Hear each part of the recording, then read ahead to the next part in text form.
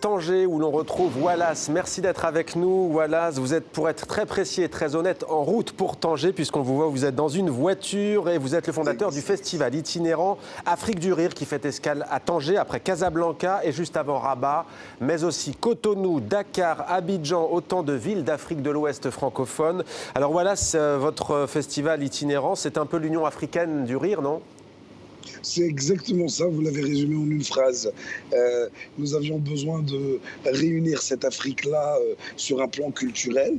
On a trouvé le bon créneau, c'est l'humour. C'est la meilleure manière de faire passer des messages d'union et de paix. Et on a créé ce festival Afrique du Rire qui est en route pour Tanger. Hier, la première date était excellente. Comme vous pouvez le remarquer, elle m'a laissé sans voix. Et on voit, ça a été festif. Alors 12 artistes venus notamment donc, du Maroc, d'Algérie, Côte d'Ivoire, France. Il y a Boudère, il y a Ahmed Sparrow, il y a Sako Camara, Fabrice Eboué aussi.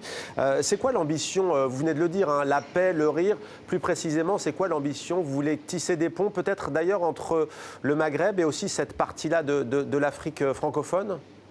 Exactement. Pouvoir surtout rappeler à beaucoup de gens qui oublient peut-être que le Maghreb fait partie de l'Afrique, qu'ils soient marocains, algériens ou tunisiens. Nous sommes sur le continent africain, nous sommes des Africains, qu'il ne faut pas oublier d'où l'on vient et surtout pouvoir renforcer les liens et consolider les liens qui existent entre ces différents pays-là. Nous avons cette année plus de 15 nationalités qui sont présentes. Le Rwanda, la Côte d'Ivoire, le Gabon, le Bénin, le Sénégal, le Burkina Faso, le Mali et j'en passe.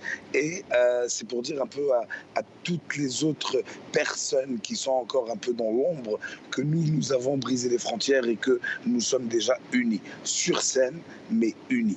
Voilà, c'est une dernière question. Votre cœur balance entre le Maroc et la Côte d'Ivoire. Que représente, au juste pour vous, ce pays, la Côte d'Ivoire ? La Côte d'Ivoire, c'est le père qui m'a vu grandir. Le Maroc est ma terre-mère, bien sûr, mais la Côte d'Ivoire est le père qui m'a vu grandir. Je suis né, j'ai grandi en Côte d'Ivoire. La Côte d'Ivoire m'a ouvert tellement de portes et m'a ouvert les bras pour monter sur scène, pour m'offrir cette culture que j'ai aujourd'hui, cette binationalité. Et j'en suis que fier. Je suis autant marocain qu'ivoirien et comme on dit chez nous, c'est l'Afrique qui gagne. Merci beaucoup Wallace d'avoir été avec nous en direct donc de Tanger, en tout cas sur la route qui mène à Tanger au Maroc.